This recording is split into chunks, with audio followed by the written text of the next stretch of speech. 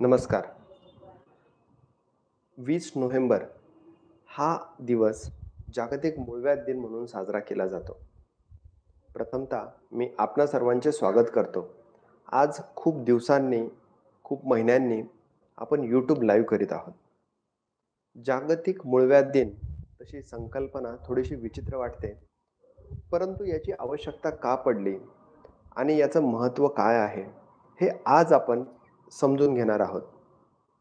तसं जर पाहिलं, तर मूळव्याध हा आजार प्रायव्हेट भागाचा आजार आहे. त्यामुळे बरेच लोक अ, ल लज्जेपोटी, भीतीपोटी किंवा तज्ञ डॉक्टरांची माहिती नसते. यामुळे याच्याकडे दुर्लक्ष करतात आणि उपचारांपासून मुकतात. मूळव्याध हा अतिशय वेदनादायक आजार हा मानला जातो. याला वेगवेगळ्या संज्ञा आहेत. जसं हर्रे, पाईल्स, हेमोरॉइड्स, बवासीर, कोंब, अंकुर असे वेगवेगळ्या भाषांमध्ये त्याला वेगवेगळ्या व्याख्या ह्या दिल्या जातात. ॲक्चुअली मूळव्याध हा का होतो हे खूप महत्त्वाचं आहे. मूळव्याध हा आजार गुदप्रदेशी होणारा एक आजार आहे. मूळव्याधीमध्ये भयंकर वेदना असतात. कधीतरी रक्तस्राव होत असतो, आग होत असते. कोंब जर मोठे झाले तर सूजही येत असते. तसेच इंटर्नल थ्रोम्बोज्ड, एक्सटर्नल थ्रोम्बोज्ड असे अनेक प्रकार याच्यामध्ये पडले जातात. मूळव्याध जर झालेला असेल, तर सर्वात प्रमुख असतं, की त्याची कारणं काय आहेत? त्याचं निदान कसं करायचं? त्याची लक्षणं काय आहेत? आणि हे केल्यानंतर त्याचे उपचार कसे आणि कुठे घ्यायचे?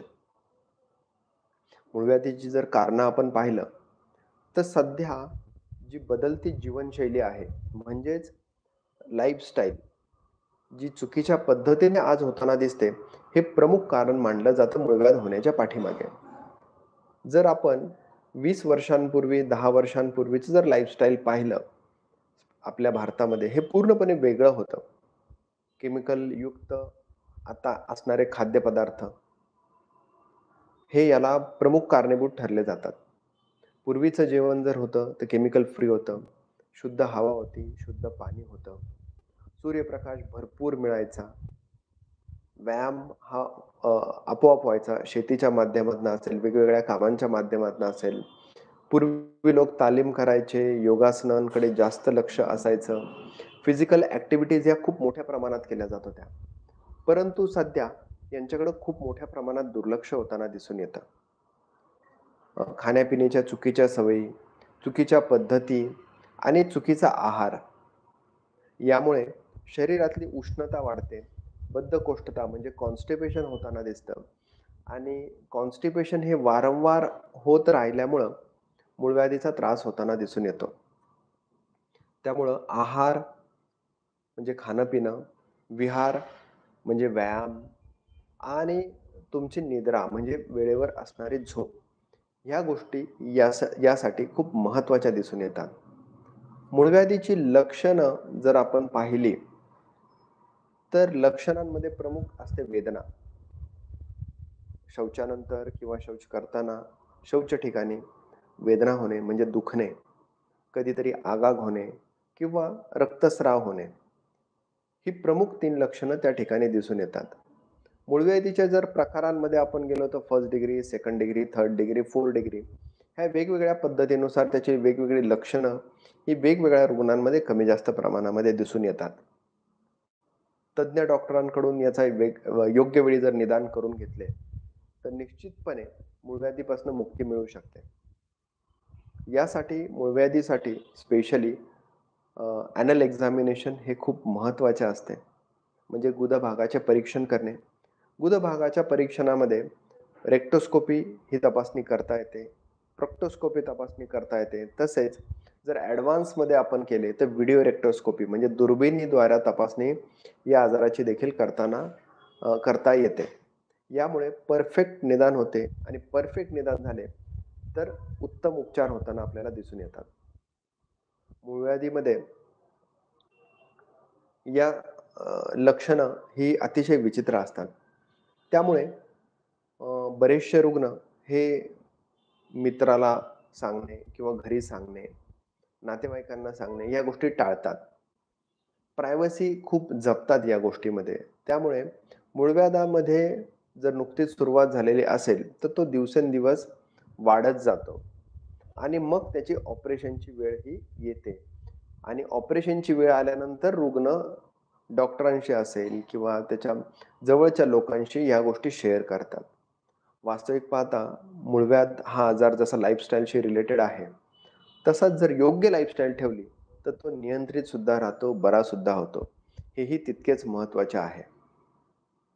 त्यामुळे ज्यांना मूळव्याधीचा त्रास असेल, त्यांना मी जागतिक मूळव्याध दिनी हा एक छोटा संदेश देऊ इच्छितो, की त्यांनी कुठलीही लज्जा, भीती, तमा न बाळगता तज्ञ डॉक्टरांना दाखवून त्याचा योग्य उपचार करून घ्यावेत, की ज्यामुळे की त्यांचं जीवनशैली ही उंचावेल आणि रोज-रोज होणाऱ्या त्रासापासून त्यांना मुक्ती मिळेल.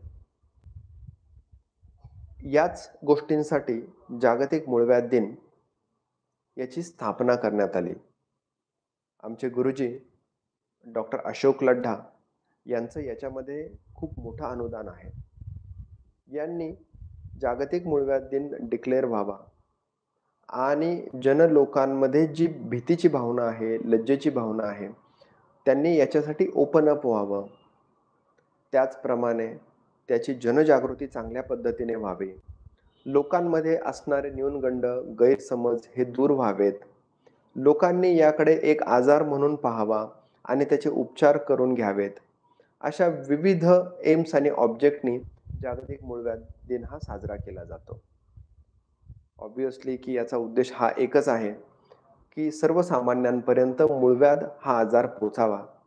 मूळव्याध हा वेळीच जर उपचार केले तर बरा होत असतो आणि जर तो वाढलेला असेल, तर त्याला ऑपरेशनसुद्धा उपलब्ध आहे. त्यामुळे कुठलीही भीती न बाळगता सर्वांनी आज ही एक शपथ घ्यावी, की जर मूळव्याधीचा त्रास असेल किंवा भागी कोणतंही लक्षण अ, जे नॉर्मल नसताना दिसून येत असेल, तर मी तज्ञ डॉक्टरांना दाखवून घेईल आणि ते सांगतील तसा उपचार मी करून माझं आयुष्य मी आनंदी जगेल. धन्यवाद.